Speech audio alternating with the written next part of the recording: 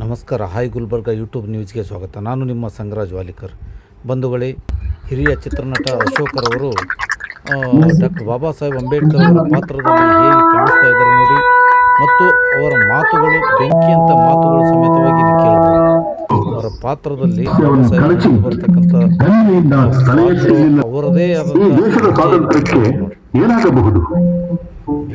ಅವರ ಮಾತುಗಳನ್ನು ಹಿಂದೊಮ್ಮೆ ಭಾರತ ಸ್ವಾತಂತ್ರ್ಯವನ್ನು ಕಳೆದುಕೊಂಡಿತ್ತು. ಆದರೆ ಅದು ಹೊರಗಿನ ಶತ್ರುಗಳಿಂದಲ್ಲ, ಒಳಗಿದ್ದ ತನ್ನದೇ ಜನಗಳ ದ್ರೋಹ ಮತ್ತು ವಿಶ್ವಾಸಘಾತುಕತನದಿಂದ. ಇತಿಹಾಸ ಮತ್ತೊಮ್ಮೆ ಮರುಕಳಿಸುತ್ತದೆಯೇ? ಇದು ನನ್ನನ್ನು ಆತಂಕಕ್ಕೆ ದೂಡುತ್ತಿದೆ.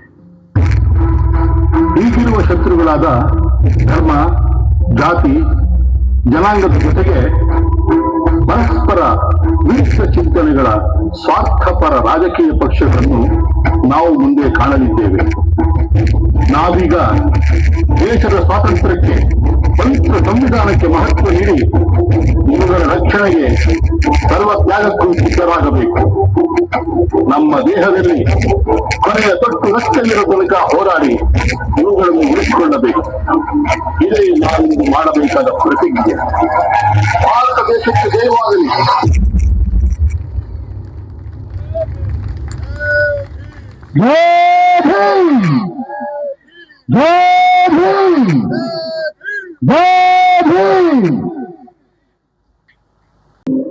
ಸಿನಿಮಾಗಳ ಆಕರ್ಷಣೆಯಿಂದ ಅಲ್ಲಿ ಕೆಲಸ ಮಾಡ್ತಾ ಕಾರಿನ ಡ್ರೈವರ್ ಆಗಿ, ಮೇಕಪ್ ಮನಿಗಳಾಗಿ, ಕಾಸ್ಟ್ಯೂಮ್ ಅನ್ನು ಬಟ್ಟೆ ಹಾಕುವಂತವರಾಗಿ, ನಮ್ಗೆ ಜನ ಜೊತೆ ಡ್ಯಾನ್ಸ್ ಮಾಡುವಂತವರಾಗಿ, ಫೈಟ್ ಮಾಡುವಂತವರಾಗಿ ಸಾವಿರಾರು ಜನ ಇದ್ದಾರೆ.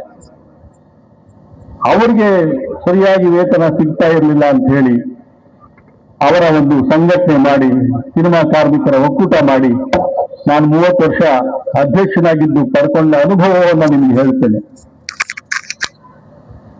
ಯಾವುದೇ ದೇಶದಲ್ಲಿ, ಯಾವುದೇ ಜನಾಂಗದಲ್ಲಿ, ಯಾವುದೇ ಮತದಲ್ಲಿ, ಯಾವುದೇ ಜಾತಿಯಲ್ಲಿ ಯಾರಿಗೆ ಅವಕಾಶ ಸಿಗುತ್ತೆ ಅವರು ಚೆನ್ನಾಗಿ ಬದುಕಕ್ಕೆ ಪ್ರಯತ್ನ ಪಡ್ತಾರೆ. ಯಾವುದೇ ಒಂದು ಸಂಘದಲ್ಲಿ 100 ಜನ ಇದ್ರೆ ಅದ್ರಲ್ಲಿ 10 ಜನ ಮಾತ್ರ ಬುದ್ಧಿವಂತರಾಗಿರ್ತಾರೆ. ಅದೇ 10 ಜನ ಪದೇ ಪದೇ ಆಯ್ಕೆಯಾಗಿ ಬರ್ತಿರ್ತಾರೆ. ಇನ್ನು 90 ಜನ ಸಂಗ್ರಹ ಮಾಡಿರುವಂತ ಹಣವನ್ನು ದುರುಪಯೋಗ ಮಾಡ್ಕೋತಾರೆ. ಅವರು ಶ್ರೀಮಂತರಾಗ್ತಾ ಇರ್ತಾರೆ, ಅವರು ಚೆನ್ನಾಗಿ ಬದುಕ್ತಾ ಇರ್ತಾರೆ. ಆದ್ರೆ ಪ್ರಾಮಾಣಿಕವಾಗಿ ದುಡಿಯುವಂತ ಈ 90 ಜನ ಅದೇ ಗುಡಿಸಲಲ್ಲಿ, ಅದೇ ಮಳೆ ಸೋರುವಂತ ಮನೆಗಳಲ್ಲಿ ಬದುಕ್ತಾ ಇರ್ತಾರೆ. ಬಾಬಾ ಸಾಹೇಬರು ಈ ವ್ಯವಸ್ಥೆಯ ವಿರುದ್ಧ ಸಿಡಿದೆದ್ದು ನಿಲ್ಲಕ್ಕೆ ಕಾರಣ, ಸಹಸ್ರಾರು ವರ್ಷಗಳಿಂದ ದಮನಿತ ವರ್ಗಗಳಿಗೆ, ಅಸಂಘಟಿತ ವರ್ಗಗಳಿಗೆ, ದುಡಿಯುವ ಜನಕ್ಕೆ ಜ್ಞಾನ ಸಿಗದ ಹಾಗೆ ಮಾಡಿದ್ರು. ಬಲಾಢ್ಯ ಜನ ವಿದ್ಯೆ ಸಿಗದ ಹಾಗೆ, ಜ್ಞಾನ ಸಿಗದ ಹಾಗೆ ಮಾಡಿ ಅವರ ತಲೆ ಮೇಲೆ ಮಲವನ್ನ ಹೊರಿಸಿ ಅವ್ರನ್ನ ಬಹಳ ಕೀಳಾಗಿ ಕಾಣ್ತಾ ಇದ್ರು. ಈ ದೇಶಕ್ಕೆ ಇಂಗ್ಲಿಷ್ನವರು ಬಂದ ನಂತರ ಶಾಲೆಗಳನ್ನ ತೆರೆದರು. ಅವರಿಗೆ ಆಡಳಿತ ನಡೆಸಕ್ಕೆ ಗುಮಾಸ್ತರು ಬೇಕಾಗಿತ್ತು, ಪೊಲೀಸ್ ಕಾನ್ಸ್ಟೇಬಲ್ ಬೇಕಾಗಿತ್ತು, ಕೋರ್ಟ್ಗಳಲ್ಲಿ ದಫೇದಾರಗಳು ಬೇಕಾಗಿತ್ತು. ಸಣ್ಣ ಪುಟ್ಟ ಕೆಲಸ ಮಾಡೋದಕ್ಕೆ ಸ್ವಲ್ಪ ಇಂಗ್ಲಿಷ್ ಕಲೀಲಿ ಅಂತ ಶಾಲೆಗಳನ್ನ ಪ್ರಾರಂಭ ಮಾಡಿದ್ರು. ಹಾಗಾಗಿ ಜ್ಞಾನಾರ್ಜನೆ ದಮನಿತ ವರ್ಗಗಳಿಗೆ ಸಾಧ್ಯ ಆಯಿತು. ಈಗ ನಾವು ಚಿಂತನೆ ಮಾಡಬೇಕಾಗಿರೋದು ಏನು ಅಂದ್ರೆ, ನಮ್ಮಲ್ಲಿಯ ವಿದ್ಯಾವಂತ ಯುವಕ ಯುವತಿಯರು ನಮ್ಮ ದೇಶದ ಸ್ವಾತಂತ್ರ್ಯಕ್ಕೆ ಏನಾಗ್ತಾ ಇದೆ, ನಮಗೆ ಸಂವಿಧಾನ ಕೊಟ್ಟಿರುವಂತ ಈ ಹಕ್ಕುಗಳನ್ನು ನಾವು ಉಳಿಸ್ಕೊಳ್ಳಕ್ಕೆ ಸಾಧ್ಯ ಇದೆಯಾ? 100 ವರ್ಷಗಳ ಹಿಂದೆ ಯಾವಾಗ ದಮನಿತ ವರ್ಗಗಳು, ತಳವರ್ಗಗಳು ಸಂಘಟಿತರಾಗಕ್ಕೆ ಪ್ರಯತ್ನ ಪಟ್ಟರು, ಈ 10 ಜನ ಬುದ್ಧಿವಂತರು, ಬಲಾಢ್ಯರು, ಶ್ರೀಮಂತರು ಅಂದ್ರೆ ಬ್ರಾಹ್ಮಣರು, ವೈಶ್ಯರು, ಕ್ಷತ್ರಿಯರು, ಬಲಾಢ್ಯರು, ಬುದ್ಧಿ ಇರುವಂತವರು, ಬುದ್ಧಿವಂತರು ಒಂದಾದ್ರು, ಒಂದು ಸಂಘಟನೆಯನ್ನ ಮಾಡಿದ್ರು. 100 ವರ್ಷಗಳ ಹಿಂದೆ ನಿರಂತರವಾಗಿ 100 ವರ್ಷ ಕೆಲಸ ಮಾಡ್ಕೊಂಡು ಬಂದ್ರು. ಇವತ್ತು ಅದರ ಫಲವನ್ನು ಅವರು ಕಾಣ್ತಾ ಇದ್ದಾರೆ, ಅಧಿಕಾರದಲ್ಲಿದ್ದಾರೆ. ಸಂವಿಧಾನವನ್ನು ಬದಲಾವಣೆ ಮಾಡ್ತೀವಿ ಅಂತ ಹೇಳ್ತಾ ಇದ್ದಾರೆ. ಇಡೀ ದೇಶ ಒಂದೇ ದೇಶ ಆಗಿರ್ಬೇಕು, ಒಂದೇ ಭಾಷೆ ಇರಬೇಕು, ಒಂದೇ ಮತದಾನ ಇರಬೇಕು, ಒಂದೇ ಚುನಾವಣೆ ಇರಬೇಕು ಅಂತ ಹೇಳ್ತಾ ಇದ್ದಾರೆ. ನಮ್ಮ ವೈವಿಧ್ಯತೆ ಎಲ್ಲಿ ಹೋಗ್ಬೇಕು, ನಮ್ಮ ತಾಯಿ ಭಾಷೆ ಕನ್ನಡ ಎಲ್ಲಿ ಹೋಗ್ಬೇಕು, ನಮ್ಮ ಹಬ್ಬ ಹರಿದಿನಗಳು ಎಲ್ಲಿ ಹೋಗ್ಬೇಕು. ಸನಾತನ ಧರ್ಮ ಅಂತಾರೆ, ನಾವು ಸನಾತನಿಗಳಿಗೆ ಗಣೇಶ ಹಬ್ಬ ಮಾಡ್ತೀವಿ, ಯುಗಾದಿ ಹಬ್ಬ ಮಾಡ್ತೀವಿ, ದೀಪಾವಳಿ ಹಬ್ಬ ಮಾಡ್ತೀವಿ. ಆದ್ರೆ ಅವ್ರದ್ದು ವೈದಿಕ ಸನಾತನ ಧರ್ಮ, ನಮ್ದು ನೈತಿಕ ಸನಾತನ ಧರ್ಮ. ನಾವು ಎಲ್ಲಾ ಚೆನ್ನಾಗಿರ್ಲಿ ಅಂತ ಯೋಚನೆ ಮಾಡ್ತೀವಿ, ದೇವರಿಗೆ ಕಡ್ಡಿ ಹಚ್ಚಿ ಹೂವ ಇಟ್ಟು ಕಾಪಾಡಪ್ಪ ಅಂತೀವಿ. ನಮ್ಮನ್ನು ಮಾತ್ರ ಅಲ್ಲ, ಎಲ್ಲಾರನ್ನೂ ಕಾಪಾಡಪ್ಪ ಅಂತ ಹೇಳ್ತೀವಿ. ಆದ್ರೆ ಅವರು ನಮ್ಮನ್ನು ಮಾತ್ರ ಕಾಪಾಡಪ್ಪ ಅಂತೀವಿ. ವೈದಿಕ ಸನಾತನಿಗಳು ಅವರು ಇವತ್ತು ಮತ್ತೆ ಅವರು ಬಲಾಢ್ಯರಾಗಬೇಕು ಅಂತ ಪ್ರಯತ್ನ ಪಡ್ತಾ ಇದ್ದಾರೆ. ಸಂವಿಧಾನವನ್ನು ಬದಲಾವಣೆ ಮಾಡ್ತೀನಿ ಅಂತಿದ್ದಾರೆ, ನಮ್ಮ ಸ್ವಾತಂತ್ರ್ಯವನ್ನು ಹರಣ ಮಾಡಕ್ ಹೊರಟಿದ್ದಾರೆ. ಇಂಥ ಸಮಯದಲ್ಲಿ ನಾವು ಬರೀ ಮೆರವಣಿಗೆ ಮಾಡಿಕೊಂಡು, ಫ್ಲೆಕ್ಸಿಗಳು ಮಾಡಿಕೊಂಡು, ಸನ್ಮಾನ ಮಾಡಿಕೊಂಡು ಇರಬಾರ್ದು, ಎಚ್ಚೆತ್ಕೋಬೇಕಾಗಿದೆ. ಬಹಳ ಗಂಭೀರವಾಗಿ ಪ್ರಯತ್ನಗಳನ್ನ ಮಾಡ್ತಾ ಇದ್ದಾರೆ. 2029 ಚುನಾವಣೆಯಲ್ಲಿ ಅವರು ಬಹುಮತ ಪಡ್ಕೊಂಡು ಸಂವಿಧಾನವನ್ನು ಬದಲಾವಣೆ ಮಾಡಬೇಕು ಅಂತ ಹೊರಟಿದ್ದಾರೆ. ಆ ಪ್ರಯತ್ನ ನಮ್ಗೆ ಅರ್ಥ ಆಗ್ತಾ ಇದೆಯಾ? ಅದ್ರ ಬಗ್ಗೆ ನಾವು ಆಲೋಚನೆ ಮಾಡ್ತಾ ಇದೆಯಾ? ಯಾವ ರಾಜಕೀಯ ಪಕ್ಷ ಅಂತ ನಾನು ಹೇಳಲ್ಲ, ರಾಷ್ಟ್ರೀಯ ಪಕ್ಷ ಅಂತ ನಾನು ಹೇಳಲ್ಲ. ಸಂವಿಧಾನವನ್ನ ಬದಲಾವಣೆ ಮಾಡಕ್ಕೆ ಪ್ರಯತ್ನ ಪಟ್ಟವರ ಕೈಯನ್ನ ಕತ್ತರಿಸ್ತೀವಿ ಅಂತ ನಾವು ಹೇಳಬೇಕಾಗಿದೆ. ಈಗ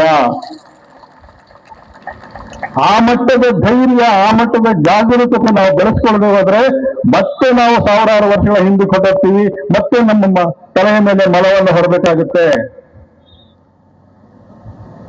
ಇಂಥ ಒಂದು ಗಂಭೀರವಾದ ಚಿಂತನೆಯನ್ನು ಮಾಡಬೇಕಾಗಿದೆ. ಈ ಅರಿವಿನ ಸಭೆಯಲ್ಲಿ ಬಾಬಾ ಸಾಹೇಬರ 135ನೇ ಜಯಂತ್ಯೋತ್ಸವದಲ್ಲಿ ದೀಪದ ಸಾಲುಗಳನ್ನು ಹಾಕೋದಲ್ಲ, ದೊಡ್ಡ ದೊಡ್ಡ ವೇದಿಕೆಗಳನ್ನು ಕಟ್ಟೋದಲ್ಲ, ಚುನಾವಣೆಗಳಲ್ಲಿ ನಿಲ್ಲಬೇಕು. ನಾವು ಅಧ್ಯಯನ ಮಾಡಬೇಕು, ಏನ್ ನಡೀತಾ ಇದೆ ದೇಶದಲ್ಲಿ. ಇಂಗ್ಲಿಷ್ ಪತ್ರಿಕೆಗಳನ್ನು ಓದಬೇಕು, ನಾವು ಇಂಗ್ಲಿಷ್ ಭಾಷೆಯನ್ನು ಕಲಿಬೇಕು, ಮಾತೃಭಾಷೆಯನ್ನು ಕಲಿಬೇಕು. ಏನಾಗ್ತಾ ಇದೆ ದೆಹಲಿಯಲ್ಲಿ, ಏನಾಗ್ತಾ ಇದೆ, ಏನ್ ಹುನ್ನಾರಗಳನ್ನ ಮಾಡ್ತಾ ಇದ್ದಾರೆ, ಯಾವ್ಯಾವ ಇಲಾಖೆಯನ್ನು ಕಂಬವನ್ನು ಕೂಡಿಸ್ತಾ ಇದ್ದಾರೆ. ಮೂಲಭೂತವಾಗಿ ಚುನಾವಣೆಯನ್ನು ಬದಲಾವಣೆ ಮಾಡಕ್ ಹೊರಟಿದ್ದಾರೆ, ಮತದಾನದ ಹಕ್ಕನ್ನು ಕಿತ್ಕೊಳ್ಳೋಕೆ ಹೊರಟಿದ್ದಾರೆ. ಇದ್ರ ಬಗ್ಗೆ ನಾವು ಗಂಭೀರವಾಗಿ ಆಲೋಚನೆ ಮಾಡ್ತಾ ಇದ್ದೀವ? ನಮ್ಮ ಯುವತಿಯರು ಇದ್ರ ಬಗ್ಗೆ ಆಲೋಚನೆ ಮಾಡ್ತಾ ಇದ್ರ ದೇಶದ ಬಗ್ಗೆ? ನನ್ನ ಉದ್ಯೋಗ, ನನ್ನ ಬದುಕು, ನನ್ನ ಮದುವೆ, ನನ್ನ ಮನೆ, ನನ್ನ ಸುಖ. ದೇಶ ಇದ್ರೆ ತಾನೇ ಇವೆಲ್ಲ ಇರೋದು. ನಮ್ಗೆ ಸ್ವಾತಂತ್ರ್ಯ ಇದ್ರೆ ತಾನೇ ನಾವೆಲ್ಲ ಉಳಿಸ್ಕೊಳ್ಳೋದು ಸಾಧ್ಯ. ಅದನ್ನ ಆಲೋಚನೆ ಮಾಡಬೇಕಾಗಿದೆ.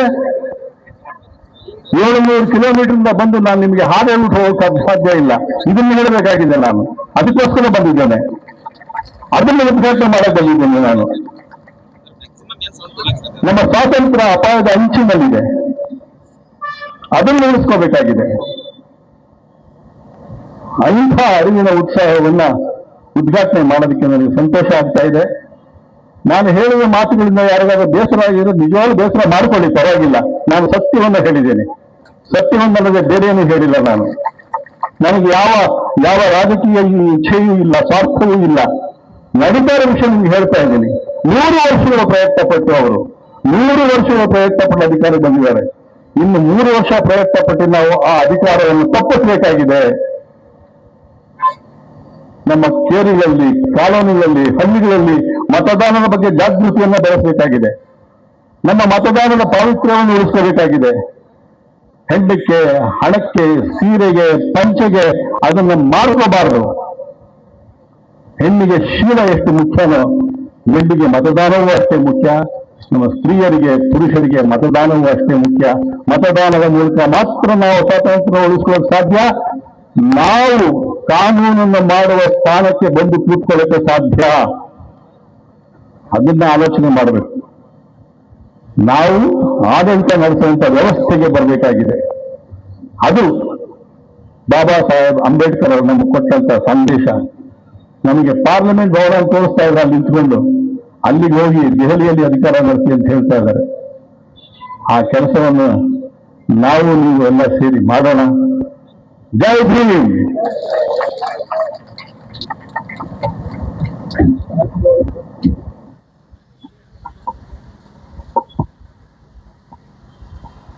ಈ ಕಾರ್ಯಕ್ರಮವನ್ನ ಉದ್ಘಾಟನೆ ಮಾಡುವ